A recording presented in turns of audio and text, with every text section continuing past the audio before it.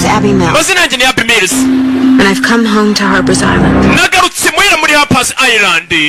My best friend was supposed to marry the girl of his dreams. Ati umuhungu w'inshuti yanjye magara yendaga kuzashyingiranwa n'umukobwa w'inzozi ze. Mbere twatangiye filime umukobwa atubwira bino jambo atubwira ati umuhungu w'inshuti yanjye agiye gushyingiranwa n'umukobwa w'inzozi ze. Nariko ati umuhungu w'inshuti yanjye yendaga kuzashyingiranwa n'umukobwa w'inshuti ye.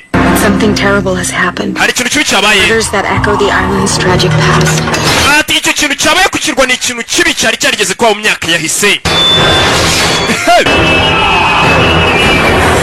7 years ago, John Wakefield killed 6 people. Ati imyaka 7 ishize John Wakefield yishe abantu bagera muri 6.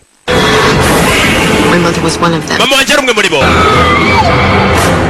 Now, after all these years, nyuma y'imyaka yose, it's happening again. It's happening again. Nanone biri kuba. We on Harper's Island. Chama cye kuri Harper's Island. To work for my dad. Kuko sikora papa wanjye. I was one of his deputies. Yari umwe muri ba deputies be. He's a liar. Papa ni umubeshyi.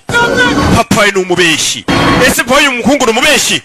Twabonye. Over, JD. You're gonna look pretty stupid when I'm locked up and somebody else gets killed. Umva mwinyibeshya ngo ninjye mwicanye ubwo nari mfunze umuntu yarapfuye. Ngo ni JD. Yeah. Nibwo yaje gutwika amafaranga maze kubona ko amafaranga yamuteranije n'inshuti ntacyo amaze aranapfa. Bamwishe. I'm not sure. He's pangere simbizi. Mwana ari hano bamwoherereje urwandiko. Ka Madison, karo kana kitwa Madison, karo kana karanchanta. Papa, mwana kugera hano. Papa, twasize umuryango wifunga. Umuryango wifunze. Bimeze bite? Kuva ari Kimomo ndabizi tayari turasobanukirwa. Turacyari kuri Island. Ariho babandi babwira ngo turi kuri Island. Tashe batangiye gupakira ibikapu bataye. Tahe dusubiraho twavuye wandikikirwa. Nakeza kacyo bagiye gutabari gupakira ibikapu byabo. Bari baje mu bukwe. Bari baje mu birori. Madison we. Have you seen a little girl? Mwabonye kana gatonya. Madison? Kitwa Madison. Sorry, ma'am. Tubabare ntawe twabonye mama ari gushaka umwana we yamubuze. Hoteli batangiye no kuyisukura abantu bari bayirimo baragiye. Yari yarabukinzwe ku bantu gusa bazaza mu bukwe. None mama buze umwana we. Madison twamubuze. Madison. Bagiye gutaba bava kuri iki kirwa bisubirira iwabo ari ku mwana baramubuze. Mama ari kubura umwana we. Madison. Kana kitwa Madison. Abantu baratashye wana twatashye ubukwe bwinshi. Umukobwa wari ufite ubukwe nimba ari karandezi wabo pastor niketa kubwira nimba ari mudayimoni w'inyatsi, nimba ari mudayimoni bita Tura Wansi, nimba ari mudayimoni w'inyatsi bita Siri Wasajya, nimba ari uwitwa Vakusenti. Amoko y'abadayimoni ni menshi. Ariko nk'abakozi b'Imana tuba tuyazi yose, tuzi n'uburyo tubasengera abadayimoni tukaba fresh. Mweretse ifoto bakira abana bari kumwe. Abby. Niwe wampaye ifoto. Yo. Look at us.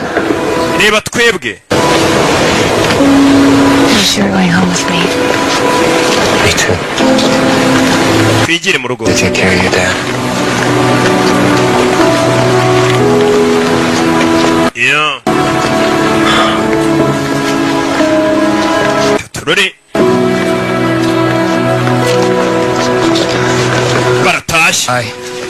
It's supposed to be the best day of his life. Uyu munsi wari ugiye ku munsi mwiza mu buzima bw'abariya bantu. Wari umunsi w'ubukwe none baratashye. Did you know him very well? JD? Not exactly the same social circles. I did. He was a really good guy. Ese JD mwamuvuga iki? Hano wari wemesha avuga ukuri. JD yari umusore mwiza ntabwo natinya kubivuga. Seen him and Henry. We na Henry. They're like best friends. Iyo babaga bari kumwe bonaga ari abantu b'inshuti magara dore JD ari muri gereza. Ari kumwe n'umwanzi we. Sasa JD ngo kuva mu bwana we na Shane barangana rwa Shane bahuriye muri gereza.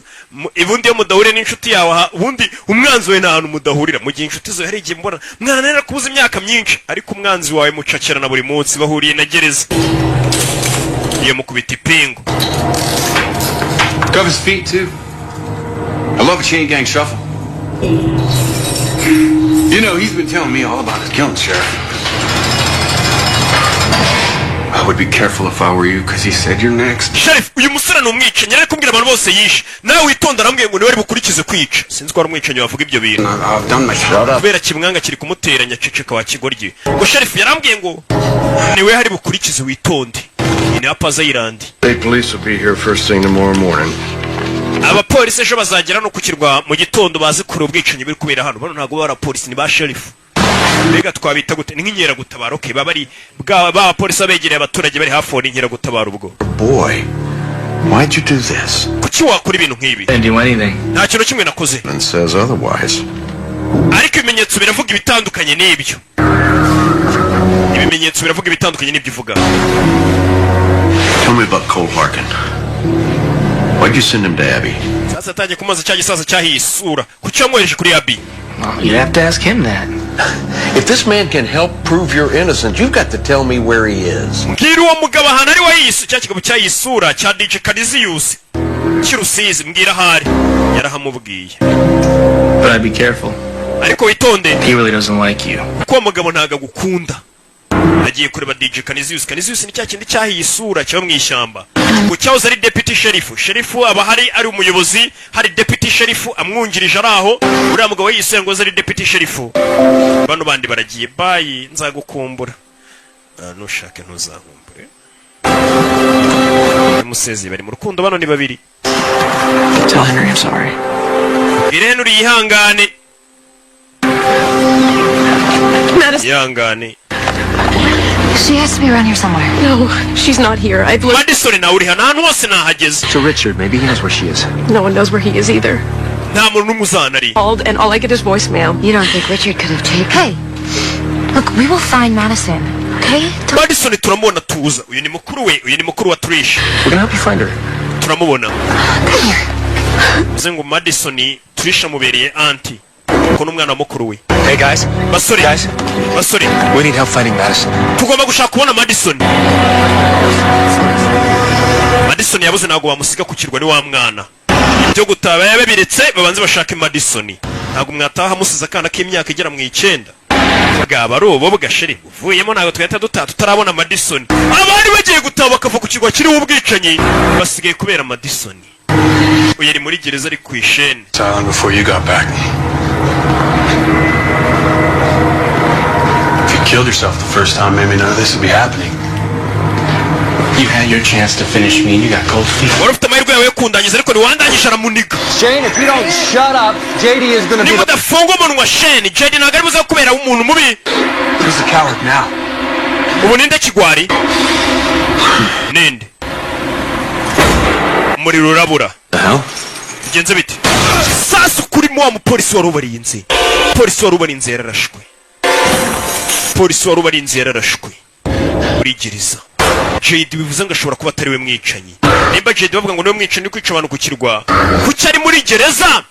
Wari ubarinze akaba ari urashwe. Nimba bamurashe niba mukoze biki arapfuye. Please don't shoot us. Ngo ninde? Uwo muntu yatwaraje turasa aramurashe. Umuriro urongera ugarukaho. JD twakiga ko ari umwicanyi nawe yifitiye ubwoba bwe. Nakubwiye filime tugomba gutegereza tukabona umwicanyi.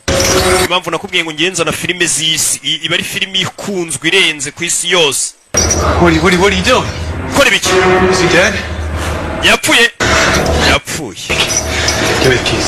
Ndereza urufunguzo nanjye nifungure cike mwana. Urufunguzo nifungure mukanya warunyisha. Wamaye urufunguzo mukanya warunize wa kigoryi warunyisha. Wamaye urufunguzo nanjye gacika warunyisha wa kigoryi. Nago nanjye narugwa naruta ngo muri wese. Ewana yarunaze mu birometero 20 uvuye ahantu uri yari. Yarunaze mu birometero nk'ijana uvuye hari yari. Mbega ni nk'ahantu yarari nk'imusanze ndarunaga hehe Cyangugu. Nago nanjye naruga warunyisha.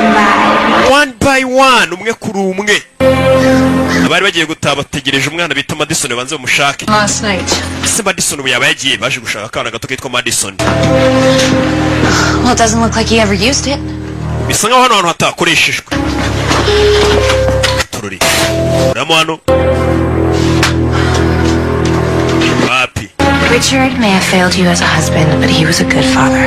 Nubwo papa wa Madison yagucaga inyuma ariko yari umupapa mwiza. Buriya kuba umugabo aca umugore w'inyuma ntabwo bimukora ko ari umupapa mwiza. Umupapa mwiza mu yandi magambo ni umugabo mwiza ku bana bumenya inshingano z'abana be, weho nk'umugore niyo yaba guca inyuma. Nibyo sasa imbwa ari kubwira mukuru we. Nubwo umugabo wawe Richard yagucaga inyuma, ntabwo byakuraga ko ari umupapa mwiza konda umwana we. Aturore. Akorora imodoka iri kuza. Sheriff bamurangiye ahantu DJ Canisius ari w'Icyangugu. Bimeze bite? Canisius ukeneye filime z'ubwenge zihumura riba cya Canisius kiziguye. Biri mu magaruri cyangwa roke ko twabuze iyi filime ni uri kunjya mu menyo Canisius hari wakirebye. Banazi igihaye nkazicyoherereza. Nta kintu ntagikorera kuki mutakireba. Canisius yaje akurino. Bambwiye hano Canisius ari Canisius yahiye isura yahoze ari deputy sheriff yungirije uyo mugabo ari umupagasi we. Muzeni gutaza kureba umuntu ashyiramo isasu. Umuntu arishizemo kuri yakuramo imbunda akora mu mbarutse yita kurangiza kugira ngo nimuhuru ugiye kumurangiza ataza kubura umwanya wo kuba yakokinga. Muze yinjira mu ishyamba bamubwiye ahantu uwo mugabo ari Katurore.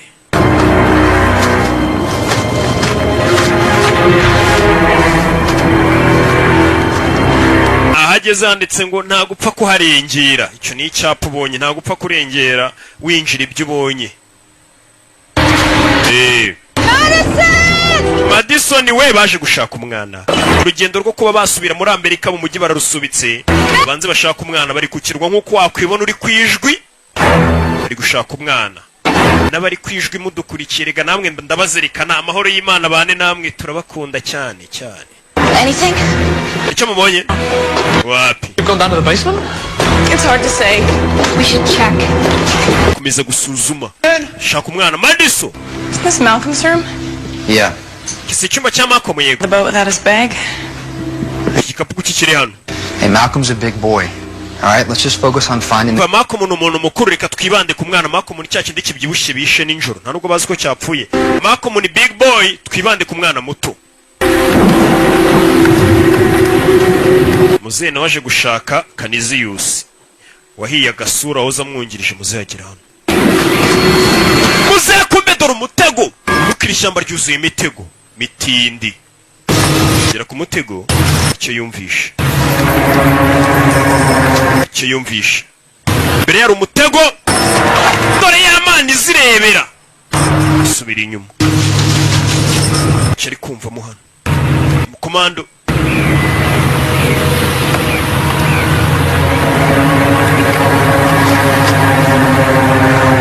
Asubira inyuma ntago ari kubona ko imbere hari umutego. Gusa ari cyari kumva. Kurebano.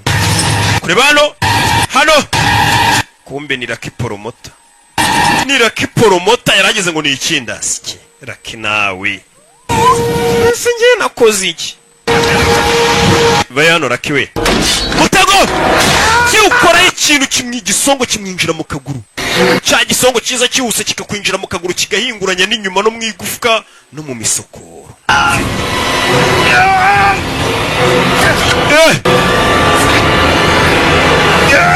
Ishyamba ryuzuye imitego. Maze ngo washe guhiga nta muntu yizera yizengurutse imitego. Madison we. Ntago ari kuvuga Radisson, ari kuvuga abona imbeba yapfiriye muri Rwagakoco. Sureba. Bari gushaka Madison. The boat because of this. Come on, man. She might be freaking out somewhere. She saw her grandfather. Umva umwana ashobora kuba yasaze ari hirya ameze nabi twamubuze.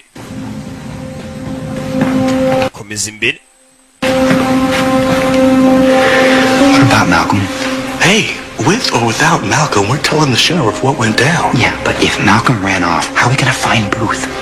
Ati Malcolm sari hewe, Malcolm ni cyakindi kibyibushye nk'ikidutekereza. Ati Malcolm dushobora kuba twamuterwa ko turi tumuteze sheriff akaba yacitse akaba yitahi. None se Malcolm nimba yataje turabona gute Booth na undi wirashe mu kaguru. Malcolm akaba ari umushingura cyanyamo ni kikamushingura kikamutwara inote. We tunamubona gute? Ni ikibazo. Mugora komeza imbere.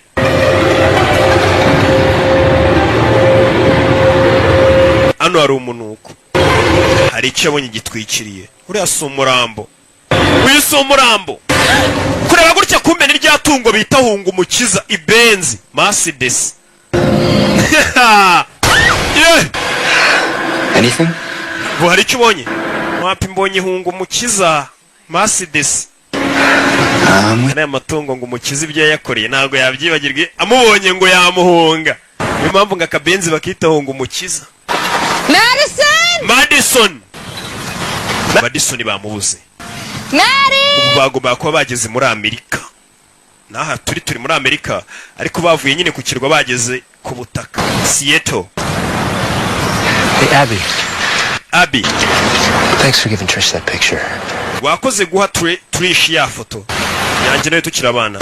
I found a box of photos at my dad's. Nayibonye mu kabox kari karimo amafoto ya papa. I want to give you. Ndavuga nti reka nyibahe. I'm sorry, that's probably the last thing. No. Bari nicyo kintu cyanyuma numvaga ko naba ahita ceceka oya. Madison. Tugaruka yakora ino Madison. This is bad. Bibi. Don't say that, Shay. Wivuga ibyo bintu. Kumije imbere bari gushaka kana bose. Uyu ni Kali yinjiramo indani. Harya ni Kali niko twamwisi niko yitwa yoke. Ntabwo nyankunda kwibagirwa amazina y'abantu. Terrible down here. Cyakora yazakarashika kandi yibagirwa. There's no way Madison would come down here. Igute Madison yaba yajanu nka. Kibazo. Mizamo indani. Kurabona babonye ifuri iri hano. Hariho umuntu wakoze kwifuri ikoze iragutwika nako ririya nitanura nta nubwo ari ifuru. Uretse gukora urashya kwifuru nta muntu ukora obera mupangu iri nitanura. Hamwe Shadati, harya ni Shadati. Shadoraka. Na Meshake babanaze. Uretse gukora kwitanura nkwereka shiraho agatariyane ke. Nzaba ngura kandi icyambere nuko ndi muzima. Buri ikintu cyambere nuko buri muzima. Kureba indani mwitanura ryazimye. Mu gace riri kwaka gake bundi riba rigurumana. Gira ricyo mwitanura harimo agahanga k'umuntu. What? Iki? What is it? Bonye iki agahanga k'umuntu.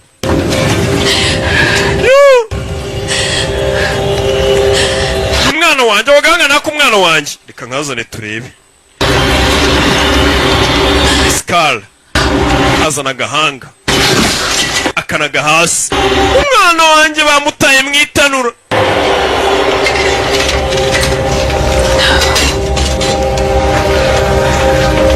It's not her. Uyu ntago ari umwana wawe. It's not Madison. Uyu si Madison. Niki? It isn't the skull of a child. Akanaga agahanga k'umwana muto ntago ari skull ya child ntago ari byo. Off like this when she didn't. Agahanga k'umuntu mukuru akabona kari ingoma kakiyongeza izindi. So you think this is... Agahanga kangana nk'umutwe wa Hedex. Didier nawe kabara agahanga k'umwana muto. W'imyaka 9. Madison baracyamuhiga. Madison bamubuze. What is it? Cyo niki? I don't know. Sinzi. Bonye umugozi.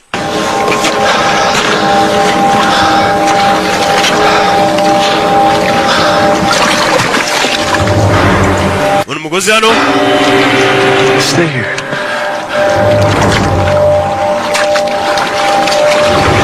Yinjiramo indani.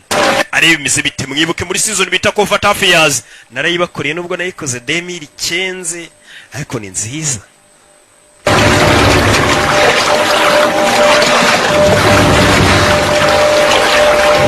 Ego yitwa Christopher Golam. Kugira hano harumanitse ku giti bamujombye igisongo. Ninde? Richard. Papa wa Madison dorahamanitse. Jejejejeja Henry yabirebye biramurenga. Henry byarabirebye biramurenga dore umugore ngarava yaze. Uyu ni umugore wera.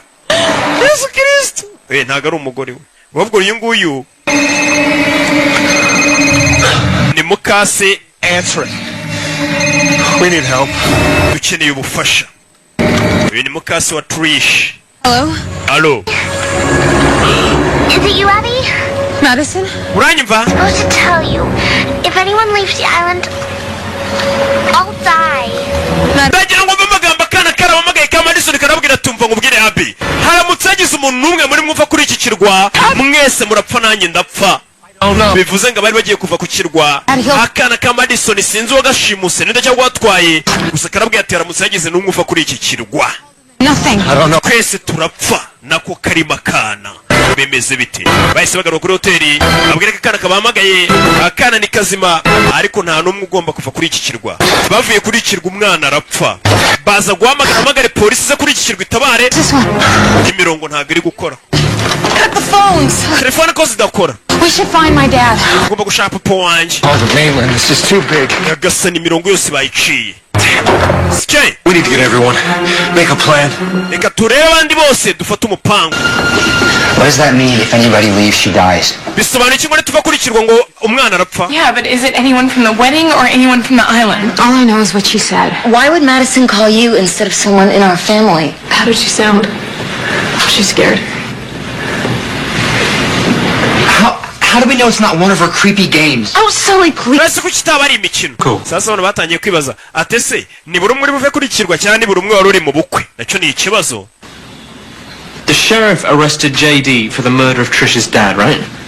If JD's in jail, then who got Madison to call Abby? Maybe they don't have the killer. You guys just found Richard. ndagira ngo mve amagambo bano bakomeza bakibaza ati none se nimba JD twari tuzi ko ari umwicanyi sheriff yamufunze ninde washimuse Madison ninde anamuhaye telefone ngo aduhamagare nacyo ni ikibazo. We found in the incinerator. So far, it's been Trish's dad, Richard, and now Madison. muri kano kanya twari twabuze ni Richard tuzi ko ari kumwe n'umwana we Madison none twabonye umurambo wa Madison nako umurambo wa Richard umwana wari Madison. I hate to say it, but it seems to me like this is Wellington business. umva reka mbabwire nubwo nashaka kubivuga ariko ibi ni bireba umuryango wo kwa ba Wellington. Sasa umuryango wo kwa ba Wellington wibuke Wellington ni papa waturish umugore w'uyu Henry uriya bari bagiye kubana na mukuru we na Madison. Man ibi wabona ari ibintu bikurikirana umuryango wo kwa ba Wellington twe bitatureba. It's got nothing to do with the rest of us. twebwe bikaba bitatureba abandi basigaye twese ari iby'umuryango wo kwa ba Wellington. They said anybody. They probably meant her family. How can you say that? ari wabona biriya bavugaga umwana avuga ngo nagira umuntu uva ku kirwa ngo mwese murapfa wabona bavugaga ngo abo umuryango wo kwa ba Wellington abandi bitatureba. Sasa batangiye kwikorera icyaha iyo byasaze iyo byakomera iby'umunyarwanda avuga ngo buri umwe asama amagara ye batangiye bati birareba ku muryango wo kwa ba Wellington twe ntabwo bitureba. The little girl we're talking about here. kuvuga ku kana gato So Wellington. Hey, Sully, will you shut up for a minute? wafunze umunwa mwana. What's going on here? My Uncle Marty was killed too. umva onkere wanjye Martina we yishwe mu bikore ku by'umuryango wo kwa ba Wellington. Why didn't you tell us? utari wari tubwiye Yesterday. twabimenye Joyce. Didn't say anything. Perhaps we should just take a moment. No, I'm out of here. Please. Don't leave. wigenda This is my daughter. umwana wanjye bamutwaye kandi umwicanyi yavuze ngo nagira umuntu n'umwe ugenda umwana wanjye baramwica imbabarira wigenda. Sasa arashaka kwigenda bagabo bati none se nimba umwana we bamutwaye twe biratureba man twabizira turashaka kwigendera arashaka kugenda amagari yaterewe hejuru buri umwe asamaye. Talking about. Come on, man. This isn't about you. This is about... Why is her life any more important than... none se nimba umwana uri bupfe ari Madison kuki twumva ko ubuzima bwacu twese twabushyira mu kangaratete kubw'ubuzima bw'umwana umwe. Yavuze ukuri ariko nyine bw'ubu gato guta ubundi twese twashyira ubuzima bwacu mu kangaratete guturatabara akana kamwe. uwo mwana se basi azamarira iki gihugu ko ashobora no kuzakura akaba karashika Of ours. urushyi tante w'umwana Trish kigoryiwe. umusore yaravuze ati ni gute twashyira ubuzima bwacu mu kangaratete kubera ubuzima bw'akana kamwe twakwigendeye kagapfa tukazabyara abandi. bamuteye igishyi mama w'umwana arifata ku munwa Yesu Kristo ariko ngiye mvuze ukuri papa ari hano uzarakikuramo igisongo bimeze biti igisongo ni sherifu muzehe kikuramo ndapfuye ari amaraso iyo ukuyemo ikintu cyari cyakwinjiye asohoka ari menshi kurusha. Niyo mpamvu nk'icyuma kikurimo bya byiza ukakirekeramo ukaza kwa muganga akaba aritwe tugikuramo kuko iyo gikuye mu maraso ari menshi ari uwaje amwegera aje amusatira muze yagwa igihumure n'akabaraga katurure. Okay. Who have I forgotten? Who haven't we seen? ninde wundi tutabonye? Cousin Ben didn't arrive. Ben nawe ntabwo yigeze aza. I've been calling Lucy for days. She hasn't answered. namaze iminsi mpamagara ntabwo ari kwitaba. Sasa noneho nibwo bibutse kuba bakora iperereza bamenye buri muntu wese batari kubona mu bari baje mu bukwe mo bagiye bahamagara bakumva batitaba. Anybody see Malcolm or Booth? Chloe, Malcolm na boyfriend wabonye. helpful. Ibyo ntabwo byadufasha. Related? Of course they are. byadufasha. It happened here before and it's happening again. nimba byarabaye imbere abantu bagapfa n'ubu byakongera bikaba. Chloe, will you please shut up? Chloe wafunze umudomo. Everybody's thinking of Trish. Trish. It's not just me. abantu bari gutekereza n'ibyo ndi kuvuga ntabwo ari njye gusa n'abandi bari kubitekereza nuko ari njye uri kubivuga n'abandi bari kubibona ko ibiri kuba hano bimeze nk'ibyahabaye na mbere bwa bwicanyi baje babwira ati kino kirwa tugiye gukoreraho ubukwe hapfuye abantu bagera muri bangahe bishwe n'umuntu umwe na n'uyu munsi bimeze bite. amatara arabura ubundi iyo byose bigiye gupfa rukoro rwasikira gukupira izi nk'iyi nkupiye shana aringeze ahantu nkandi kubabeshya. Wenda genereti itayaka simenya n'ukuntu yiyakije ariko nanone kaba kabaye. nyiri hoteli yise bazana kunino afungura akabati kumbi hoteli ifite ibintu byose yabahaye imbunda umva mwakira imbunda twajwemo mukagize ukora muri Amerika haba intwaro nyinshi abasivile benshi batunze imbunda kubera sivo yabaye kera. umuturage yatangiye kujya atunga imbunda guhera icyo gihe ku buryo byabaye umuco buri muntu aba yumva yaba afite imbunda. We gotta be able to defend ourselves. Uko na kera mu muco w'iwacu wasanga buri rugo rufite umuheto n'umwambi. Nawe kuva sivo yaba umuntu wese baga afite imbunda tu. Na n'uyu munsi ro byababanye umuco. Ngo niho bituruka byabanye karandi. Burya iri mu nzu. Bivuze ngo iki kirwa cyose cyabuze umuriro ntabwo ari hano gusa. Hear that? What? Cyo ni igiki?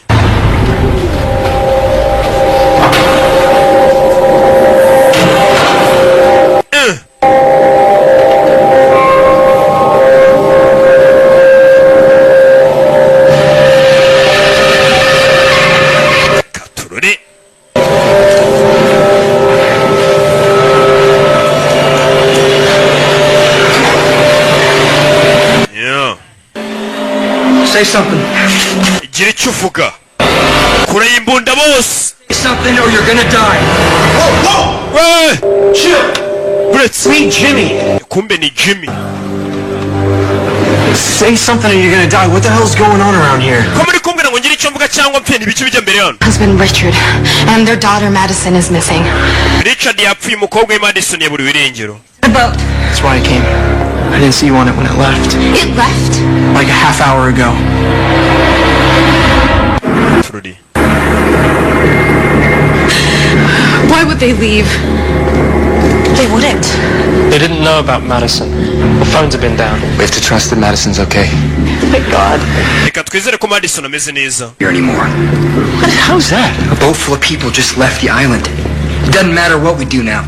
Abandi bantu bavuye ku kirwa bagiye twere n'iki gisobanuye kuri twe kuki turi hano. Are we getting out of here? You can take us on your boat. We'll pay you. Dutware mu bwato bwawe turakwishyura. Dukure hano kuri iki kirwa. Here right now. No, dukure dutware mu bwato bwawe. Dushaka Madison. Stay here. More people die. No. Bitugumana abantu benshi barapfa. I tried the sheriff on the CB. I couldn't get an answer. So we'll try. Namagaye sheriff ntabwo ari kwitaba. It's battery powered. Yeah. Okay. You two go to the station, see if you can get a hold of the mainland. Mujye kuri police station kandi sheriff bari. Mureni mba sheriff yaba ari yufata imbunda sheri. Mugiye mureni mba sheriff ariyo. Katururi. Bagiye kureba sheriff.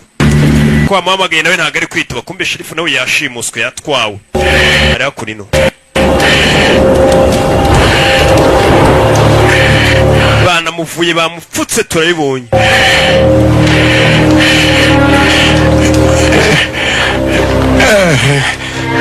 Bamuziritse. Rakibazanye.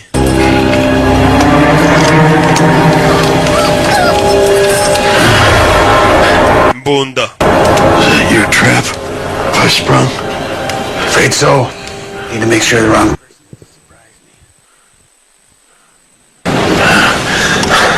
Bamufashe naho ndi nikagasasu kose kamukorera. Kamwe kavuze ngo uyu mugabo sheriff ni umugambanyi n'umubeshyi. You get back to the island. You must be getting old. You're just now realizing I'm here. Menya imyaka yose amaze kuri kiri utwara uzi ko mbari. get out this way much anymore. J.D. Dunn sent me. Didn't know he was setting me up. He didn't set you up. J.D. Dunn ambwiye ngo nje ngurebe kumbe karagatego. Yego ntabwo karagatego. What are you doing here, Cole? Urakora cyane Carl. Maniac. Same as you. You're the one who got J.D. all wound up over Wakefield's grave. I needed to know the man who did this to me was really dead. Ndifuza kumenya ko umuntu watumye isura yanjye ishya gutya ari umupfu. What are you saying? Ushaka kuvuga iki? Wakefield's dead and someone's doing a damn fine job of imitating him. Wakefield yarapfuye bivuze ngo umuntu uri kwica abantu ari kumwigana. Come to me, not Abby. Abby's involved whether you like it or not. Ati ngwino kuri njyewe wenda wice njye ariko wabumureka umwana wanjye. Abi abirimo wabyemera utabyemera. Abi nawe abirimo wabyemera utabyemera umugabo wari igitabo yakuyeyo. Cyakire banzu gisomye. Charlie, I worked with you for over 20 years. You're smarter than that. Ati njye nawe twakoranye imyaka 20 kuvuga ngo umwana wawe ntago abirimo ubwenge bwawe burenze ibyo. The most precious thing you could lose. Akurino. Sasa Abi bino bintu abiri mbati. Bano no basohotse hanze ni babiri. Boat, Henry. Maybe. But I don't think the world works that way. Come on. Be akurino. Zakurino ni babiri. Ni Rasta. So. Korode. What? Abby hit the light at the church, and Wellington got killed. What if this thing is rigged too? Rigged what, to explode? It's crazy, come on. Ati ducanye generator natwe tugaturika nkuko bacanye itara ku kiliziya tukaba umuntu gupfa. None musazo yaracana. Katurori. Za gucana.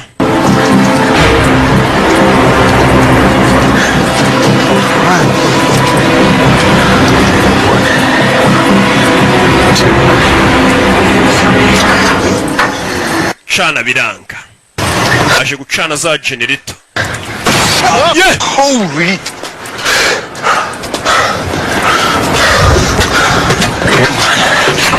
Katwongere. Run! Damn it! Ske. He's dead. So we're screwed. No, we can jump it. Okay, reka generator tuyishiturisha imodoka. Katurori. Tugaruka yakuno bano bashikura papa ye. Abandi ku biro bya polisi barahageze. Aziri bisi nimba hari. Kugira kwase n'ikiradiyo cyo kwase yagamagaje bagamagara polisi nacyo cyapfuye. Hey! Is somebody out there? Mwampaje nta muntu uriyora. Bumvisha usakuriza kuri ya station ya polisi. Get me out of here! Hey! Shane! Jimmy, thank God. Shane, Imana ishimwe.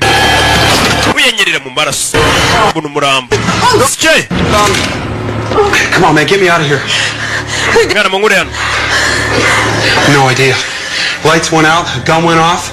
The deputy's dead. J.D. Dunn got the keys. He was out. Cyabaye twari turi muri gereza na JD umuntu araza na sherifu amaze kurasa sherifu JD afata imfunguzo arasohoka aragenda njyanye imfunguzo ngo nsohoke. Shane, what happened to my dad? Kira ni cyabaye kuri papa. Okay. Meze neza. I know where he went. Zawe yagiye. Talking with J.D. You get me out of here. Urano. Tell you. Mubwira aho yagiye. Bano baje gushitura batiri ya generator bakoresheje batiri iyi modoka cana sha. Kumwe na imodoka ikuzimiraho indi batiri indi modoka ikazi kagushiturira. Baje kumushiturira.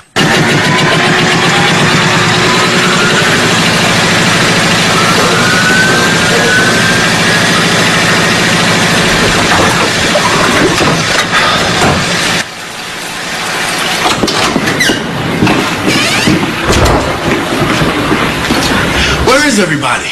Bandi bari he? What the hell? Bizabiti babuza bandi. Trish? Trish? Where's everybody? Bandi bari. What are you talking about? I thought they were in the lounge. Bari imbere. What? Abari. Believe this. Shay, they're not going anywhere. I'm coming with you. Ka twavuze ngo nagera ahantu tujya. Batandukana bandi bagiye batangiye kubura bandi aho bari. ikibazo tujye kubareba. Shoot anyone you don't recognize.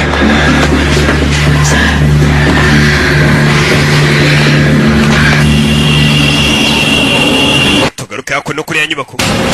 Who else has read this? Hard to say.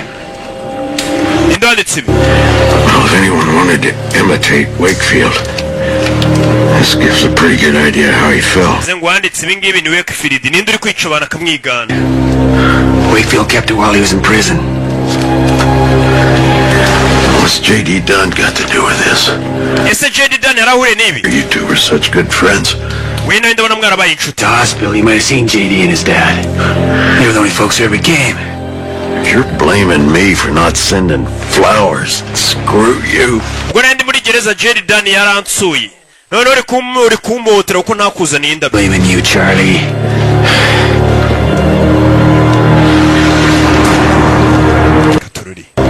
You asked about J.D.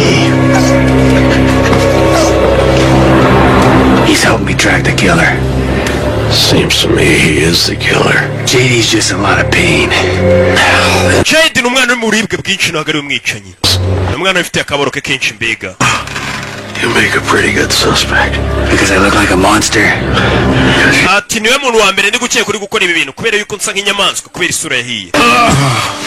Zenaga ameze neza gusa uyu mugabo ari kuvuga ko atari umwicanyi. I sent Wakefield away for 17 years. And all he did was plot his revenge.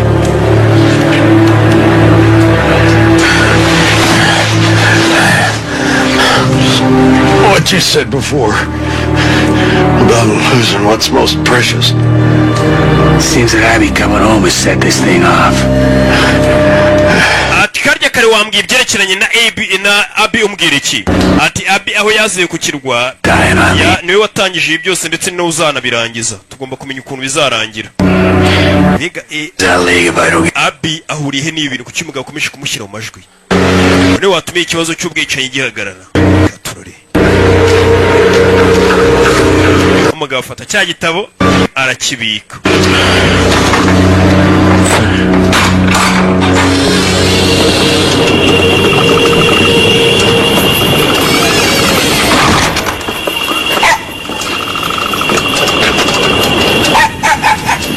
Hey. Hey.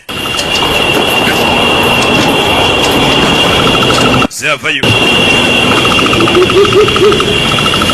Zari hano. Mwambi. Tarari go hasi rimwe rya peteroli. Zirashika umwambi. Saza rero tubwire na arenge mwicanyi. Bamurasha umwambi. Gasani. Undi. Mwambi. Gasani. Yeri kuva amaraso yakomeretse bamuziritse wamuziritse uyu musaza. Abwira ati ngiye nubwo nsanga inyamaswa isura yanjye yari ariko ntabwo ndi umuntu mubi. Tururi.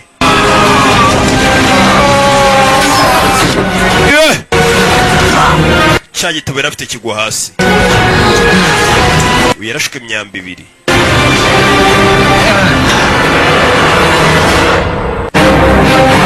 Yeah. Muzari hakurino.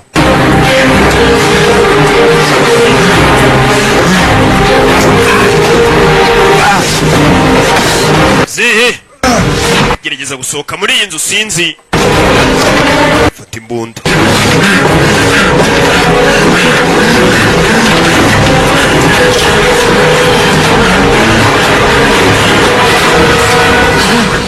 Bano bamugezeho. Abby.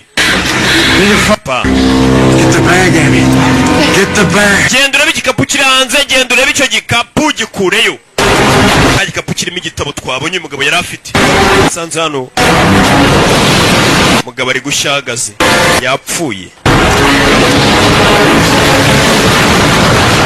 Bona cya gikapu varamubwira ati icyo gikapu kizane. Nimo igitabo muzehe yari ataragisoma neza. Sorry, we gotta get you to the clinic. No, get me to the marina. Get me to the marina. Tururi. Zamukurayo. Tugaruke ku mwaro. We just need to pick one. That's your big idea? Still a boat? It gets us away from here, you bet. Bashaka kuno barashaka gucaho. Tururi. za kunino aba nabiyemeje kwigendera bagasiga abandi babona batabivamo byo kuvuga ngo bategereje akana ka Madison barivuye ati reka twigendere. Okay, ko nacyo ndayifite ubwato mizi neza, ubwato kubutwara biroroha cyane. Ndi uzi gutwara igare n'ibindi byose birakorohera. Hey, it's a little late for cold feet. Man, icara modoka tugende. And Madison is hurt. Man, maze kubona ko tutagenda Madison tutazana ari. And I know you well enough to say you couldn't either. You're wrong about that. I'm scared, Cal. Kari mfite ubwoba. Yereka nsigare hano. Kari yahisemo gusigarana cyangwa uze duhasigarane. Ariko ntabwo twasiga umwana. Kugenda muri abantu bakura akana kabuze mutagiye no kugashaka no bubwa. Sheri ntabwo twasiga umwana pe. Ngwino turebe umwana. Ako nibyo birayano byaba ari ububwa. Bavuyemo barata twigendere. Je nawe. Turi babiri.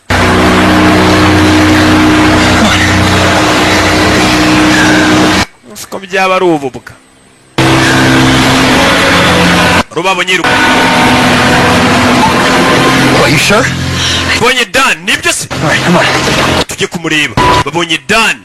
Dan kandi bari gucyaka ariwe mwicanyi. Babonye yiruka. Katururi. JD Dan. I want you to take Jimmy's boat, get to the mainland. Omba ndagira ngo ufate ubwato, muve kuri hano mujye muri mainland, sibyo? Until you're gone, I don't know if I can. Nimwumva meze neza bari kumuzagaruka bamenye ko none tumize neza. Fana ugende mwana wanje. I'm not leaving this time. Papa ntabwo nava muri uyu mujyi. He's out. Omba JD ari hanze. JD ari hanze barakurikira. Stay with your dad. Kumana naso. Papa wahise nkagenda. Hano urabizi. Fata imbunda ajyana n'abandi bantu utazabimbwa sha. Uzamuha imbunda ajyana n'abandi. Katururi.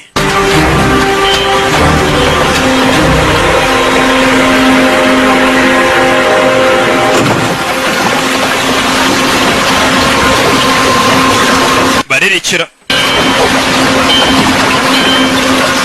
Stay here. Guma hano.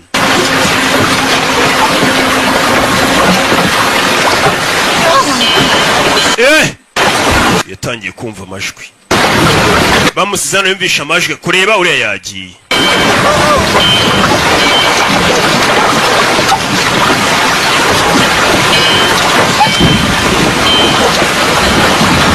Amajwi.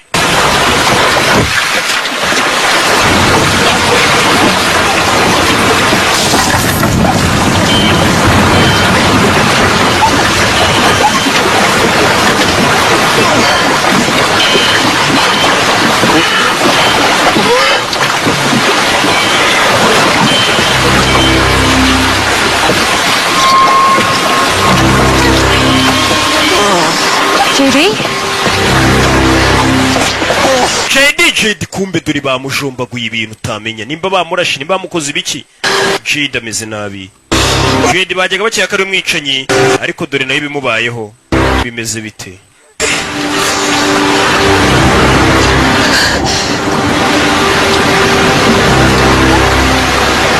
JD, who did this? JD ndagukoze ibi. Ninde?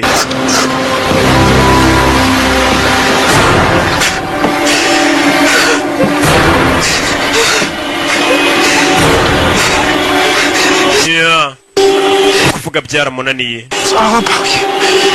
Byose ni byawe niwe uri kubitera. Ngo ni wowe uri kubitera Abi. Ibi byose Abi ari kubitera ate? Byose no kubera wowe. Kumbe kureba inyuma hari ufite amaraso mu ntoki. Ni mukuru we. Gusa nawe ari kurira.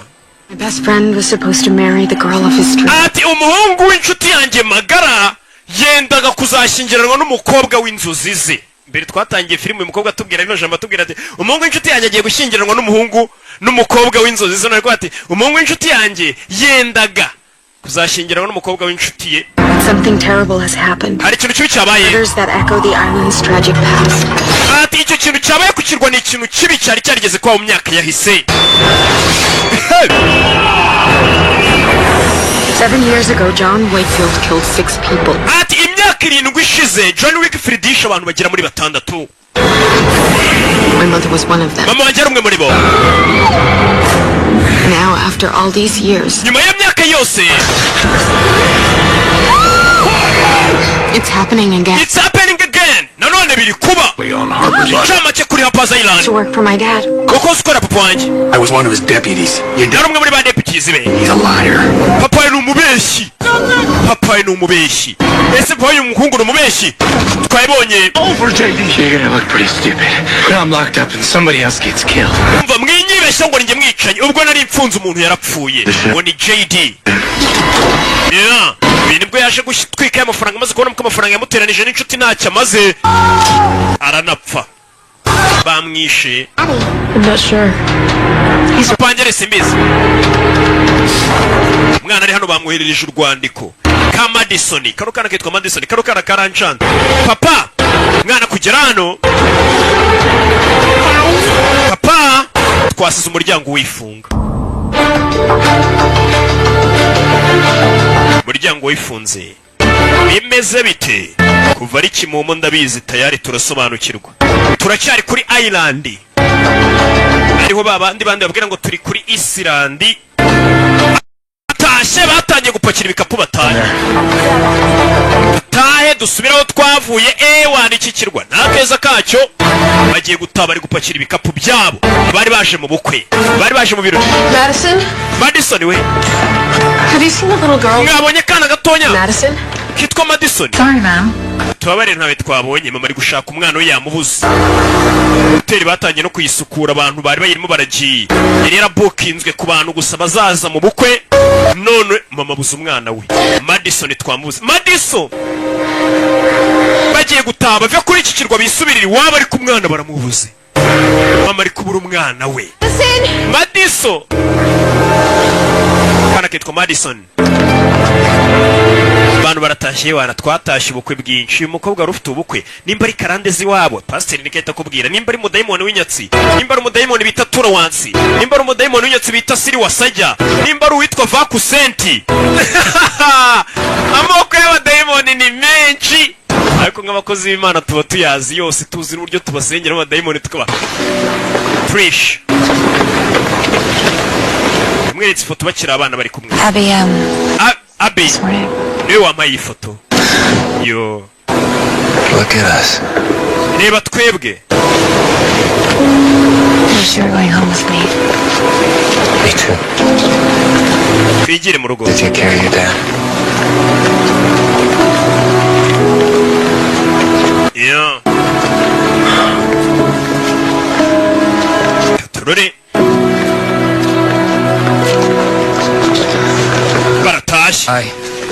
It's supposed to be the best day of his life. Uyu munsi warugiye ku munsi mwiza mu buzima bw'abariye bantu. Wari umunsi w'ubukwe none baratashye. Did you know him very well? JD? Not exactly the same social circles. I did. He was a really good guy. Ese JD mwamuvuga iki? Hano wari wemesha avuga ukuri. JD yari umusore mwiza ntago natinya kubivuga. Seen him and Henry. We na Henry. They're like best friends. Iyo babaga bari kumwe bonaga ari abantu b'inshuti magara dore JD ari muri gereza. Ari kumwe n'umwanzi we. Sasa JD ngo kuva mu bwana we na Shane barangana rwa Shane bahuriye muri gereza. Ibundi yo mudahure n'inshuti yawe ubundi umwanzi we nta hantu mudahurira mu gihe inshuti zo yarigiye mbona mwana nera kubuza imyaka myinshi ariko umwanzi wawe mucakira na buri munsi bahuriye na gereza. Iyo mukubita ipingu. Cover his feet too. I love a chain gang shuffle. You know, he's been telling me all about his killing, Sheriff. I would be careful if I were you, because he said you're next. Sheriff, uyu musore ni umwicanyi ari kumbwira abantu bose yishe. Nawe witonda arambwiye ngo niwe bukurikize kwica. Sinzi ko ari umwicanyi wavuga ibyo bintu. I've done my shot. Kubera kimwanga kiri kumuteranya ceceka wa kigoryi. Ngo Sheriff yarambwiye ngo niwe hari bukurikize witonde. Ni Harper's Island. The police will be here first thing tomorrow morning. Abapolisi ejo bazagera no kukirwa mu gitondo baze kure ubwicanyi biri kubera hano. Bano ntago bara polisi ni ba Sheriff. Mbega twabita gute ni nk'inkera gutabara. Okay babari ba polisi abegereye abaturage bari hafi ni nkera gutabara ubwo. Boy, why'd you do this? Kuki wakora ibintu nk'ibi? Didn't do anything. Nta kintu kimwe nakoze. And says otherwise. Ariko ibimenyetso biravuga ibitandukanye n'ibyo. Ibimenyetso biravuga ibitandukanye n'ibyo uvuga. Tell me about Cole Harkin. Why'd you send him to Abby? Sasa tanje kumaza cyaje sasa cyahisura. Kuki yamweje kuri Abby? Well, you'd have to ask him that. If this man can help prove you're innocent, you've got to tell me where he is. mbwira uwo mugabo ahantu ari wayisu cya kigabo cyayisura cya DJ Canisius cy'Urusizi mbwira ahari yarahamubwiye. But I'd be careful. Ariko witonde. He really doesn't like you. Kuko mugabo ntaga gukunda. Agiye kureba DJ Canisius. Canisius ni cya kindi cyahiyisura cyo mwishyamba. Ngo cyahoze ari deputy sheriff. Sheriff aba hari ari umuyobozi, hari deputy sheriff amwungirije araho. Uriya mugabo yise ngo ari deputy sheriff. Bano bandi baragiye bayi nzagukumbura. Nushake ntuzakumbure. Musezi bari mu rukundo bano ni babiri. Tell Henry I'm sorry. Irene uri yihangane.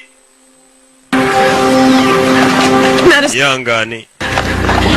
She has to be around here somewhere. No, she's not here. I've looked. Madison na uri hana ahantu hose nahageze. To Richard, maybe he knows where she is. No one knows where he is either. Nta muntu n'umuzana ari. Called and all I get is voicemail. You don't think Richard could have taken... Hey, look, we will find Madison, okay? Madison turamubona tuza. Uyu ni mukuru we, uyu ni mukuru wa Trish. We're gonna help you find her. Turamubona. Come here. Zengo Madison Trish amubereye auntie. Ko n'umwana mukuru we. Hey guys. Basore. Guys. Basore. We need help finding Madison. Tugomba gushaka kubona Madison. Madison yabuze ntago bamusiga ku kirwa ni wa mwana. Ibyo gutaba yabebiretse babanze bashaka Madison. Ntago mwataha musiza kana k'imyaka igera mu 9. Bagaba robo bugasheri uvuyemo ntago twahita dutatu tarabona Madison. Abandi bagiye gutaba bakava ku kirwa kiri ubwicanyi basigaye kubera Madison.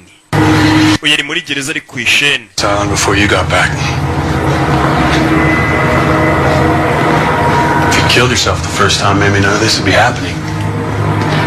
You had your chance to finish me and you got cold feet. Warufite amahirwe yawe yo kundangiza ariko niwandangisha aramuniga. Shane, if you don't shut up, JD is gonna be... Niba udafunga umunwa Shane, JD ntabwo ari buze kubera umuntu mubi. Who's the coward now? Ubu ninde kigwari? Ninde? Umuriro urabura. The hell? Bigenze bite? Sasa kuri wa mupolisi warubarinze. Polisi warubarinze yararashwe. Polisi warubarinze yararashwe. Muri gereza. JD bivuze ngo ashobora kuba atari we mwicanyi. Niba JD bavuga ngo niwe mwicanyi kwica abantu ku kirwa. Kuki ari muri gereza? Warubarinze akaba ari urashwe. Nimba bamurashe niba mukoze biki arapfuye. Please don't shoot us. Ngo ninde? Uwo muntu yatwaraje turasa aramurashe. Umuriro urongera ugarukaho. JD twakiga ko ari umwicanyi nawe yifitiye ubwoba bwe. Nakubwiye filime tugomba gutegereza tukabona umwicanyi. Impamvu nakubwiye ngo ngenza na filime z'isi iba ari filime ikunzwe irenze ku isi yose. What are you doing? Kora ibiki? Is he dead? Yapfuye. Yapfuye. Give me the keys. Nereza urufunguzo nanjye nifungure cike mwana. Urufunguzo nifungure mukanya warunyisha. Wamaye urufunguzo mukanya warunize wa kigoryi warunyisha. Wamaye imfunguzo nanjye gacika warunyisha wa kigoryi. Nago nanjye narugwa naruta ngo muri wese. Yewana. Yarunaze mu birometero 20 uvuye ahantu uri yari. Yarunaze mu birometero nk'ijana uvuye hari yari. Bega ni nk'ahantu yarari nk'imusanze. Ndarunaga hehe? Icyangugu. Nago nanjye naruga warunyisha. One by one umwe kuri umwe. Abari bagiye gutaba bategereje umwana bita Madison banze bamushake. Last night. Se Madison ubu yaba yagiye baje gushaka akana gato kitwa Madison. Well, it doesn't look like he ever used it. Bisa nkaho hano hantu hatakoreshejwe. Tururi. Uramo hano. Papi. Richard may have failed you as a husband, but he was a good father. Nubwo papa wa Madison yagucaga inyuma ariko yari umupapa mwiza. Buriya kuba umugabo aca umugore w'inyuma ntabwo bimukoro ko ari umupapa mwiza. Umupapa mwiza mu yandi magambo ni umugabo mwiza ku bana bumenya inshingano z'abana be, weho nk'umugore niyo yaba guca inyuma. Nibyo sasa imbere kubwira mukuru we. Nubwo umugabo wawe Richard yagucaga inyuma, ntabwo byakuraga ko ari umupapa mwiza konda umwana we. Aturore. Nakorora imodoka iri kuza. Sheriff bamurangiye ahantu. DJ Canisius ari w'Icyangugu bimeze bite? Canisius cyane filime z'ubwenge zihumura riba cya Canisius kiziguye. Biri mu magaruri Icyangugu ko twabuze iyi filime ni uri kunjya mu menyo Canisius hari wakirebye.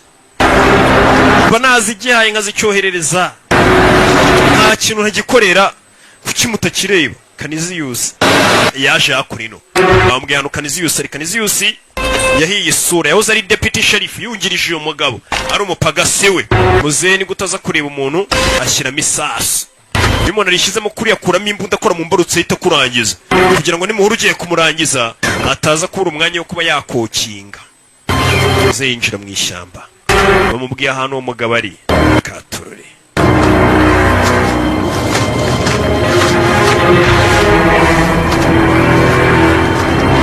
ahageze handitse ngo nta gupfa kuharengera. Icyo ni icyapa ubonye, nta gupfa kurengera winjira ibyo ubonye. Madison we baje gushaka umwana. Urugendo rwo kuba basubira muri Amerika mu mujyi bararusubitse. Banze bashaka umwana bari kukirwa nkuko wakwibona uri kwijwi. Bari gushaka umwana. N'abari kwijwi mudukurikiye, rega namwe ndabazirikana. Amahoro y'Imana bane namwe, turabakunda cyane cyane. Anything? Icyo mubonye? Wapi? You've gone down to the basement? It's hard to say. We should check. Kumeza gusuzuma. Shaka umwana. Madison. Is this Malcolm's room? Yeah. Kisi icyumba cya Malcolm yego. The boat without his bag? Igikapu kikiri hano. Hey, Malcolm's a big boy. All right, let's just focus on finding the... Malcolm ni umuntu mukuru, reka twibande ku mwana. Malcolm ni cya kindi kibyibushye bishe ninjoro, nta nubwo bazi ko cyapfuye. Malcolm ni big boy, twibande ku mwana muto. Muzehe nawe aje gushaka Canisius wahiye agasura aho zamwungirije. Muzehe agira hano. Muzehe kumbe dore umutego. Ukiri ishyamba ryuzuye imitego mitindi. Gera ku mutego, icyo yumvisha. Mbere yari umutego, dore y'amani zirebera. Subira inyuma. Icyo ari kumva mu hano. Komando.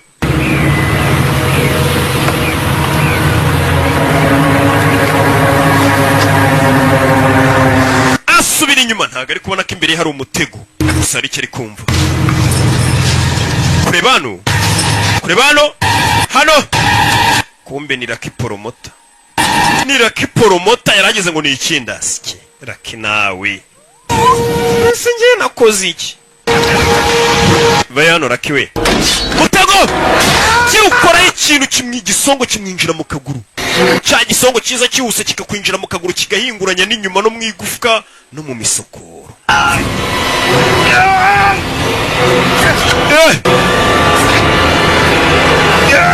Ishyamba ryuzuye imitego. Aze ngo waje guhiga nta muntu yizera, yizengurutse imitego. Madison we. Ntago ari kuvuga Radisson, ari kuvuga abona imbeba yapfiriye muri Rwagakoco. Sureba. Bari gushaka Madison. The boat because of this. Come on, man. She might be freaking out somewhere. She saw her grandfather. Umva umwana ashobora kuba yasaze ari hirya ameze nabi, twamubuze. Komeza imbere. What about Malcolm? Hey, with or without Malcolm, we're telling the sheriff what went down. Yeah, but if Malcolm ran off, how are we gonna find Booth? Ati Malcolm musari hehewe. Malcolm ni cya kindi kibyushye nk'ikidatekereza. Ati Malcolm dushobora kuba twamuterwa ko turi tumuteze sheriff akaba yacitse akaba yitahi. None se Malcolm nimba yataje turabona gute Booth na undi wirashe mu kaguru. Malcolm akaba ari umushyingura cyanyamo ni kikamushyingura kikamutwara inote. We tunamubona gute?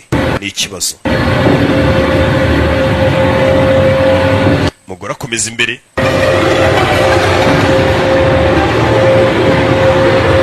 Hano hari umunuko. Hari icyo abonye gitwikiriye. Uriya si umurambo. Uyu si umurambo. Kureba gutya kumbe ni rya tungo bita hunga umukiza ibenzi Mercedes. Anything? Hari icyo ubonye? Wapi mbonye hunga umukiza Mercedes. Aya matungo ngo umukiza ibyo yayakoreye ntabwo yabyibagirwe, amubonye ngo yamuhunga. Niyo mpamvu ngo akabenzi bakita hunga umukiza. Madison bamubuze. Ubu bagomba kuba bageze muri Amerika. Naha turi muri Amerika, ariko bavuye nyine ku kirwa bageze ku butaka. Seattle. Hey, Abby. Thanks for giving Trish that picture. Wakoze guha Trish ya foto. Yanjye nayo tukiri abana. I found a box of photos at my dad's. Nayibonye mu kabox kari karimo amafoto ya papa. I want to give you. Ndavuga nti reka nyibahe. I'm sorry, that's Probably the last thing. No. bari nicyo kintu cya nyuma numvaga ko naba ahita aceceka. Oya. Madison. Madison, tugaruke yakora ino Madison. this is bad. Ibintu bibi. Don't say that, Shay. wivuga ibyo bintu. Komeje imbere bari gushaka akana bose. Uyu ni Kari yinjiramo indani. Harya ni Kari niko twamwise niko yitwa yoke. Ntabwo nyankunda kwibagirwa amazina y'abantu. Terrible down here. Cyakora yazakarashika ndayibagirwa. There's no way Madison would come down here. Ni gute Madison yaba yaje ahantu nkaha? Kibazo. Mizamo indani. Kuri hano babonye ifuri iri hano. Hariho umuntu wakoze ku ifuri ikoze yaragutwika nako ririya ni itanura nta nubwo ari ifuru. Uretse gukoraho. Urashya. Ku ifuru nta muntu ukora obera mupangu. Iri ni itanura. Hamwe Shadati. Harya ni Shadati. Shadoraka. Na Meshake babanaze. Uretse gukora ku itanura nkwereka shiraho agatariyane ke. Nzaba ngura kandi icyambere nuko ndi muzima. Buri ikintu cyambere nuko buri muzima. Kurema indani mu itanura ryazimye. Mu gace riri kwaka gake ubundi riba rigurumana. Gira rica mu itanura harimo agahanga k'umuntu. What? Iki? What is it? Bonye iki agahanga k'umuntu.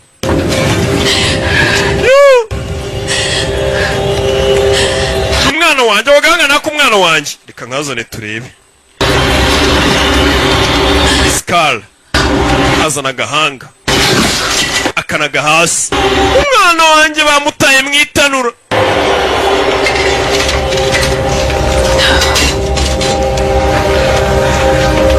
It's not her. Uyu ntago ari umwana wawe. It's not Madison. Uyu si Madison. Tell. Niki? It isn't the skull of a child. Aka ntago ari agahanga k'umwana muto, ntago ari sikari ya Chad, ntago ari byo. Off like this when she didn't. Agahanga k'umuntu mukuru akabona kari ingoma kakiyongeza izindi. So you think this is... Agahanga kangana nk'umutwe wa Hedex. Didier ntago kabara agahanga k'umwana muto. W'imyaka 9. Madison baracyamuhiga. Madison bamubuze. What is it? Cyo niki? I don't know. Sinzi. Bonye umugozi.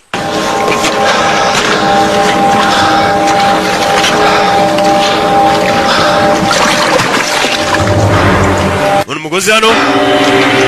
Stay here.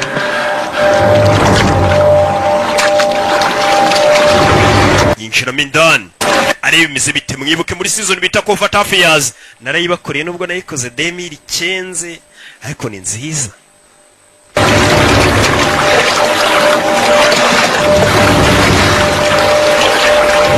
Ego yitwa Christopher Golam. Kugira hano harumanitse ku giti bamujombye igisongo. Ninde? Richard. Papa wa Madison dorahamanitse. Jejejejeja Henry yabirebye biramurenga. Henry byarabirebye biramurenga dore umugore ngarava yaze. Uyu umugore wera. Yesu Kristo.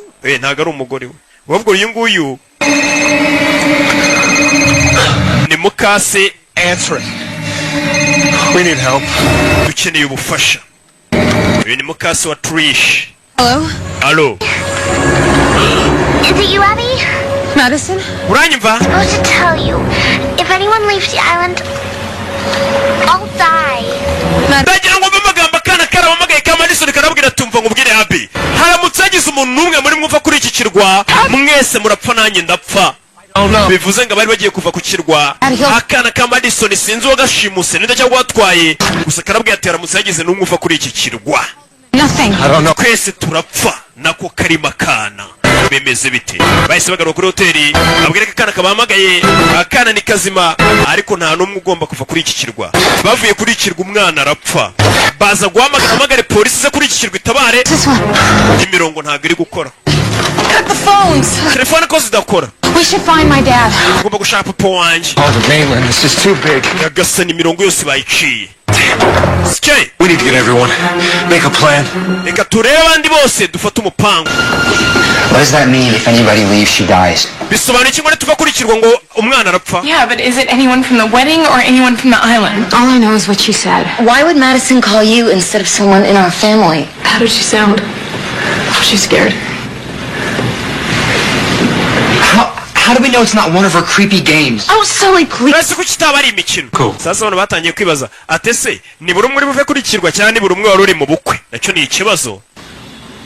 The sheriff arrested JD for the murder of Trish's dad, right? If JD's in jail, then who got Madison to call Abby? Maybe they don't have the killer. You guys just found Richard. Ndagira ngo mva amagambo bano bakomeza bakibaza ati none se nimba JD twari tuzi ko ari umwicanyi sheriff yamufunze ninde washimuse Madison ninde anamuhaye telefone ngo aduhamagare nacyo ni ikibazo. We found in the incinerator. So far, it's been Trish's dad, Richard, and now Madison. Tumuri kano kanya twari twabuze ni Richard tuzi ko ari kumwe n'umwana we Madison none twabonye umurambo wa Madison na ko umurambo wa Richard umwana wari Madison. I hate to say it, but it seems to me like this is Wellington business. Umva reka mbabwire nubwo nashaka kubivuga ariko ibi nibire mu muryango wo kwa ba Wellington. Sasa umuryango wo kwa ba Wellington wibuke Wellington ni papa waturish umugore w'uyu Henry uriya bari bagiye kubana na mukuru we na ka Madison. Man ibi wabona ari ibintu bikurikirana umuryango wo kwa ba Wellington twe bitatureba. It's got nothing to do with the rest of us. Twebwe bikaba bitatureba abandi basigaye twese ari by'umuryango wo kwa ba Wellington. They said anybody. They probably meant her family. How can you say that? Ari wabona bira bavugaga umwana avuga ngo nagira umuntu uva kukirwa ngo mwese murapfa wabona bavugaga ngo abo muryango kwa ba Wellington abandi bitatureba sasa batangiye kwikora icya iyo byasaze iyo byakomeye by'umunyarwanda avuga ngo buri umwe asama amagara ye batangiye bati birareba ku muryango kwa ba Wellington twe nago bitureba. The little girl we're talking about here. Kuba kukana gato. So Wellington. Hey, Sully, will you shut up for a minute? Wafunze umunwa mwana. What's going on here? My Uncle Marty was killed too. Umva onkel wanje Martina we yishwe mu bikore ku by'umuryango kwa ba Wellington. Why didn't you tell us? Utarore tubwiye. Yesterday. Twabimenye Joyce. Didn't say anything. Perhaps we should just take a moment. No, I'm out of here. Please, don't leave. Wigenda. This is my daughter. Umwana wanjye bamutwaye kandi umwicanyi yavuze ngo nagira umuntu n'umugenda umwana wanjye baramwica mbabarira wigenda sasa arashaka kwigenda bagaba ati none se nimba umwana we bamutwaye twe biratureba man twabizira turashaka kwigendera arashaka kugenda magari yaterewe hejuru buri umwe asamaye. Talking about. Come on, man. This isn't about you. This is about... Why is her life any more important than... None se nimba umwana uri bupfe ari Madison kuki twumva ku buzima bwacu twese twabushyira mu kangaratete kubw'ubuzima bw'umwana umwe yavuze ukuri ariko nyine bw'ubu gato guto ubundi twese twashyira ubuzima bwacu mu kangaratete gutubatabara kana kamwe uwo mwana se basi azamarira iki gihugu ashobora no kuzakura akaba karashika urushyi tante w'umwana Trish kigoryiwe umusore yaravuze ati ni gute twashyira ubuzima bwacu mu kangaratete kubera ubuzima bw'akana kamwe twakwigendeye kagapfa tukazabyara abandi bamuteye igishyi mama w'umwana arifata ku munwa Yesu Kristo ariko ngiye mvuze ukuri papa ari hano uzarakikuramo igisongo bimeze bite igisongo ni sherifu muzehe kikuramo ndapfuye ari amaraso y'ukuyemo ikintu cyari cyakwinjiye asohoka ari menshi kurusha niyo mpamvu nk'icyuma kikurimo bya byiza ukakirekeramo ukaza kwa muganga akaba aritwe tugikuramo kuko iyo ugikuye mu maraso ari menshi ari uwaje amwegera aje amusatira muzehe agwa igihumure ni akabaraga katurure. Okay, who have I forgotten? Who haven't we seen? Cousin Ben didn't arrive. Ben nawe ntabwo yigeze aza. I've been calling Lucy for days. She hasn't answered. Namaze iminsi mpamagara ntabwo ari kwitaba sasa none nibwo bibutse kuba bakora iperereza bamenye buri muntu wese batari kubona mu bari baje mu bukwe mo bagiye bahamagara bakumva batitaba. Anybody see Malcolm or Booth? Chloe. Malcolm na Booth ndabonye. Helpful. Wibyo ibyo ntabwo byadufasha. Related? Of course they are. Byadufasha. It happened here before and it's happening again. Nimba byarabaye imbere abantu bagapfa n'ubu byakongera bikaba. Chloe, will you please shut up? Chloe wafunze umudomo. Everybody's thinking of Trish. Trish. It's not just me. Abantu bari gutekereza n'ibyo ndi kuvuga ntago ari nge gusa n'abandi bari kubitekereza nuko ari nge uri kubivuga. N'abandi bari kubibona ko biri kuba hano bimeze nk'ibyahabaye na mbere bwa bwicanyi baje babwira ati kino kirwa tugiye gukorera ubukwe hapfuye abantu bagera muri bangahe bishwe n'umuntu umwe na n'uyu munsi bimeze bite amatara arabura undi byose bigiye gupfa rukoro rwasikira gukupira izi nk'iyi nkupiye shana ari ingeze ahantu nkandi kubabeshya Still be here. I don't think any... nda generate itayaka simenya n'ukuntu yakije ariko nanone kaba kabaye Only idea. ile hoteli yise bazana kunino afungura kabati kumbi hoteli ifite ibintu byose yabahaye imbunda umva mwakira imbunda twajwemo Don't care. mukagize ukora muri Amerika intwaro nyinshi abasivile benshi batunze imbunda kubera sivo yabaye kera umuturage yatangiye kujya tunga imbunda gwera icyo gihe kuryo byabaye umuco buri muntu aba yumva yaba afite imbunda. We got to be able to defend ourselves. Uko nakera mu muco w'iwacu wasanga buri rugo rufite umuheto n'umwambi. Nawe kuva sivo yaba si muntu wese bagafite imbunda tu. Na n'uyu munsi ro byababanye umuco. Ngo niho bituruka byabanye karandi. Buryo iri mu nzu. Let's kill the power. Could be the whole island. Bizanga ikirwa cyose cyabuze umuriro ntago ari hano gusa. Hear that? What? That. Cyo ni igiki?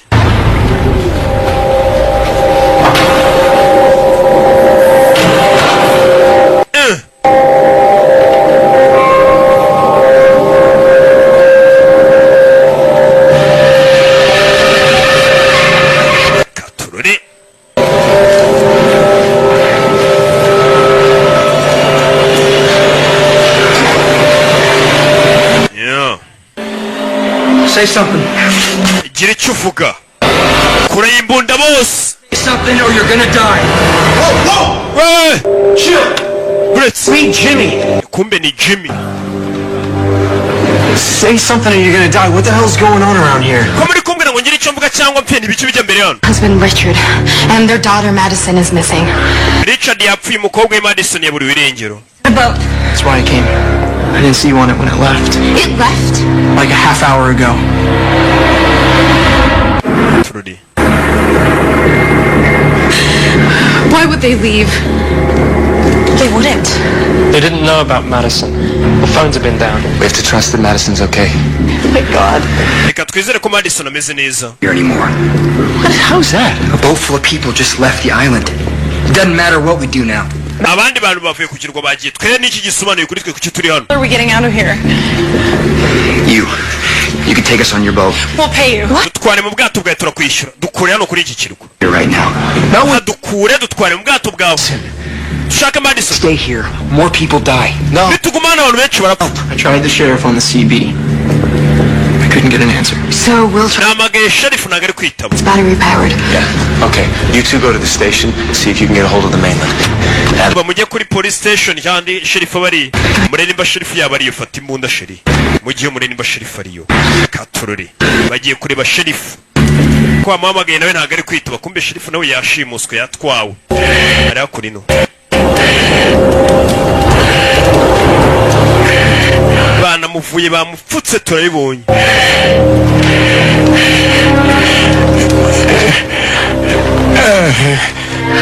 Bamuziritse.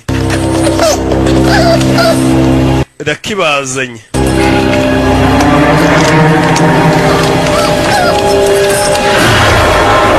Mbunda. Is that your trap? I sprung? Afraid so. Need to make sure they're on.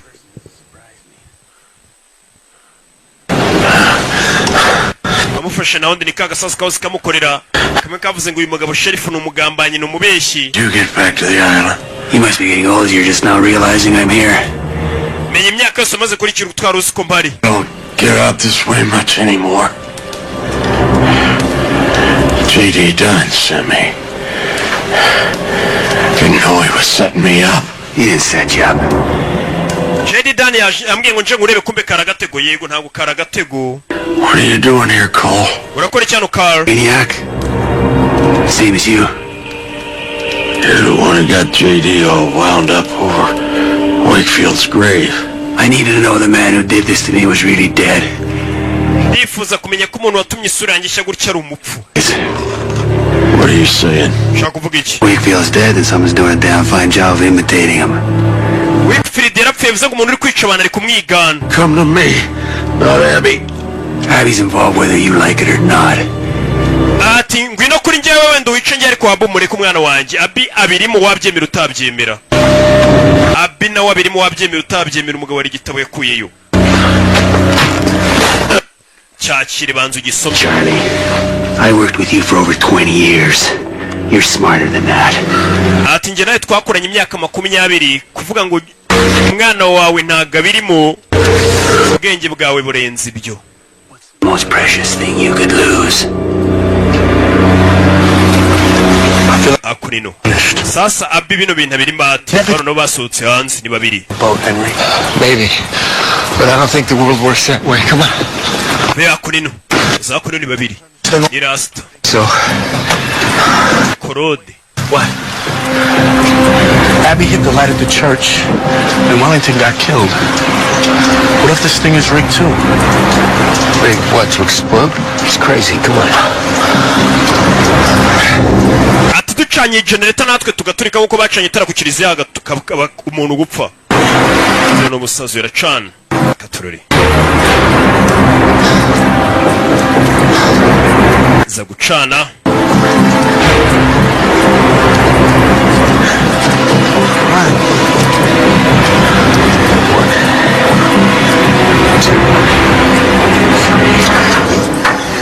Chana biranga. Aje gucana za generator. Yeah! Holy!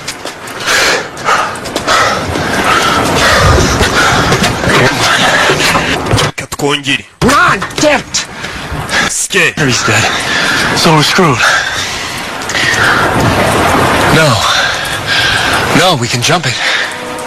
Okay, reka generator tuyishiturisha imodoka. Katurori. Tugaruka yakunda bana baje kureba papa ye. Abandi ku biro bya polisi barahageze. Azira ibisinimba hari. Kugira kwase n'ikiradiyo cyo kwase yagamagaje bagamagara polisi nacyo cyapfuye. Hey! Is somebody out there? Mwampaje nta muntu uriyora. Umvisha usakuriza kuri ya station ya polisi. Get me out of here! Hey! Shane! Jimmy said God. Shane man ishimwe. Uyenyerera mu maraso.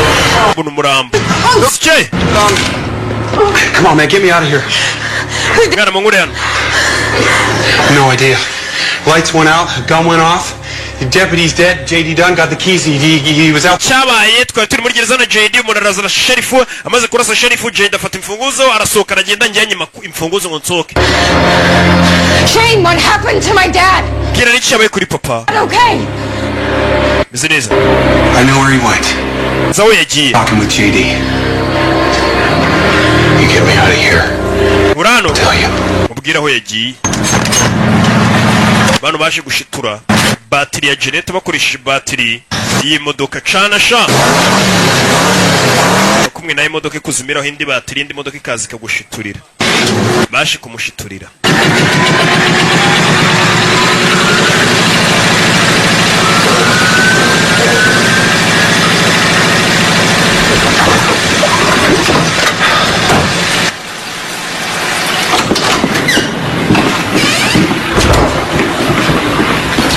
Where is everybody?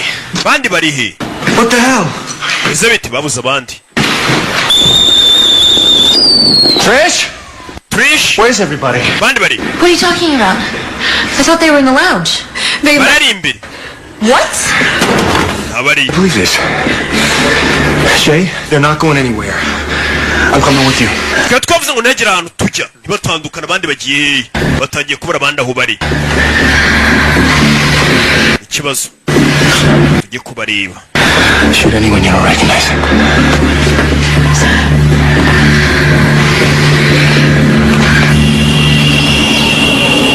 Tugaruka yako no kuri ya nyubako. Who else has read this? Hard to say. Indanditse ibi. Well, if anyone wanted to imitate Wakefield, this gives a pretty good idea how he felt. Zengo wanditse ibi ngibi ni Wakefield ninde uri kwica abana kamwigana. Wakefield kept it while he was in prison. What's J.D. Dunn got to do with this? Ese J.D. Dunn yarahure nibi. You two were such good friends. We know ndabona mwarabaye inshuti. The hospital, he might have seen J.D. and his dad. They were the only folks who ever came. If you're blaming me for not sending flowers, screw you. Ngo nandi muri gereza J.D. Dunn yaransuye.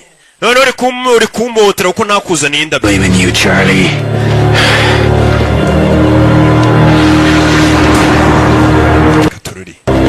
You asked asked about JD. He's helped me track the killer. Seems to me he is the killer. JD's just in a lot of pain.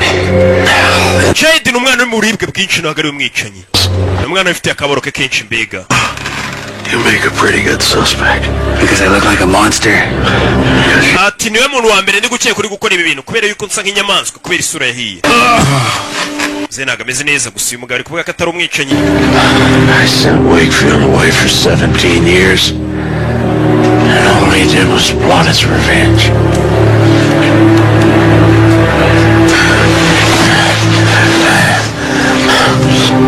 What you said before about losing what's most precious. Seems that Abby coming home has set this thing off. Ati karya kare wambwiye ibyerekeranye na Abby umbwira iki? Ati Abby aho yaziye ku kirwa niwe watangije ibi byose ndetse no uzanabirangiza. Tugomba kumenya ukuntu bizarangira. Biga Abby ahuriye n'ibintu kuki umugabo akomeje kumushyira mu majwi. None watumiye ikibazo cy'ubwicanyi gihagarara. Katurore. Umugabo afata cya gitabo arakibika.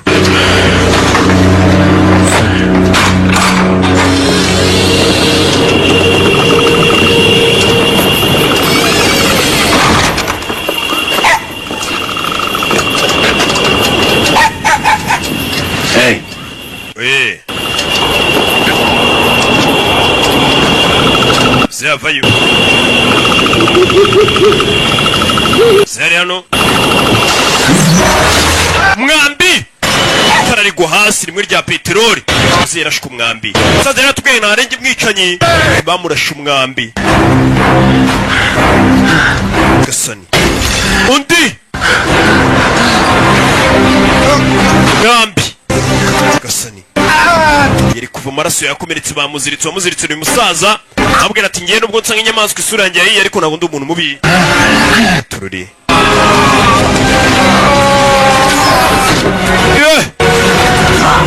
Cya gitabo yari afite kigwa hasi. Uyu yarashwe imyambi ibiri.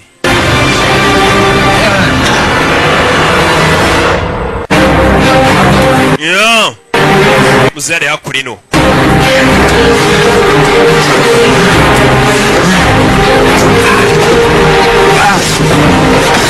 Zehe. Gerageza gusohoka muri iyi nzu sinzi. Fata imbunda.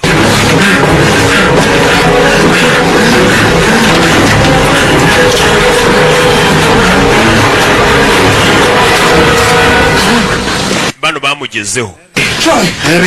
Abby. Papa. Get the bag, Abby. Get the bag. Genda urebe igikapu kiri hanze, genda urebe icyo gikapu gikureyo. Kandi igikapu kirimo igitabo twabonye umugabo yari afite. Sanze hano. Umugabo ari gushyagaze. Yapfuye. Bona cya gikapu vana mubwira ati icyo gikapu kizane. Nimi igitabo muzehe yari ataragisoma neza. Sorry, we gotta get you to the clinic.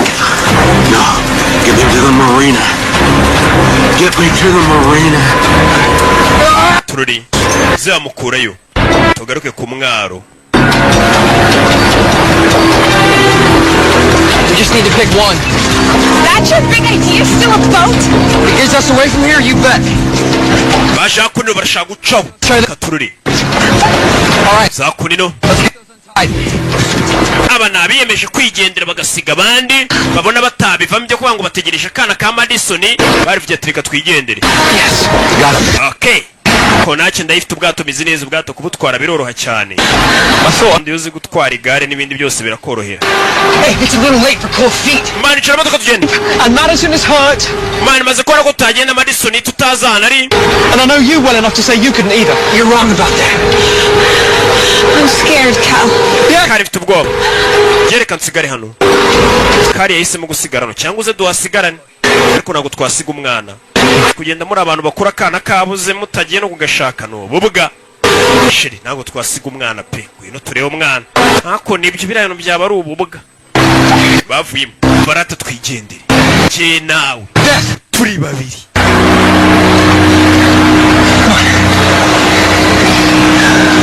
Usko byaba ari ububwa. rubabonye yiruka. Are you sure? Babonye Dan, nibyo se? Alright, come on. Tujye kumureba. Babonye Dan kandi bari gucyaka ari we mwicanyi. Babonye yiruka. Katururi. JD Dunn. I want you to take Jimmy's boat, get to the mainland. Omba ndagira ngo ufate ubwato muve kuri hano mujye muri mainland, sibyo? Listen, my own. Until you're gone, I don't know if I can. Nimwumva ameze neza bari kumuzagaruka amenye ko nano tumeze neza. Fana ugende mwana wanjye. I'm not leaving this time. Papa ntago nava muri uyu mujyi. JD's out. Omba JD ari hanze. JD ari hanze barakurikira. Stay with your dad. Kumana naso. Papa wahise yagenda. Hano urabizi. Fata imbunda ajyana n'abandi bana utazabimbwa sha. Uzamuha imbunda ajyana n'abandi. Katururi.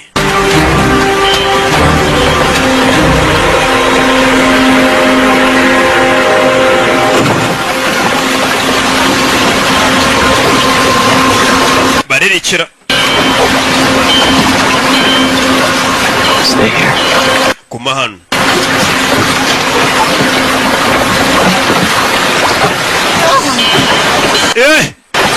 Yatangiye kumva amajwi. Bamusize hano yumvisha amajwi kureba uriya yagiye.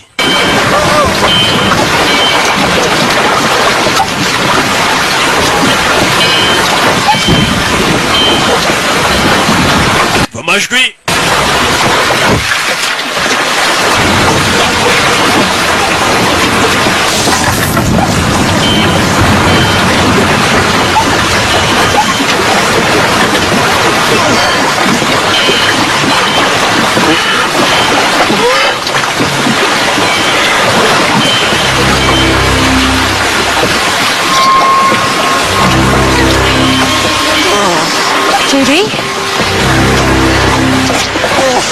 JD kumbe duri bamujombaguye ibintu utamenya nimba bamurashe nimba bamukoze ibiki. JD ameze nabi. JD bajyaga bacyaka ari umwicanyi ariko dore nayo bimubayeho bimeze bite.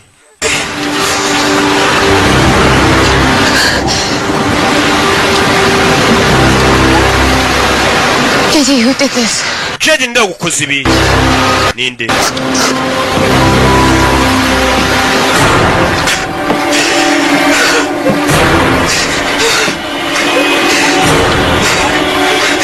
Yeah. Kuvuga byaramunaniye. Byose ni byawe ni uri kubitera. Ngo ni wowe uri kubitera Abi. Ibi byose Abi ari kubitera ate? Byose no kubera wowe. Kumbe kureba inyuma hari ufite amaraso mu ntoki. Ni mukuru we.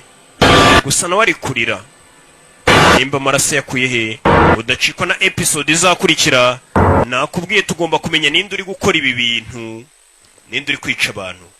Muzihangana iki cyumweru kubw'ubutumwa bw'amahoro si mpari. Ciao ciao. Home to Harbors. Ndetse nizo muzabona gusa muzihangane ubutaha nzayirangiza. Bye bye.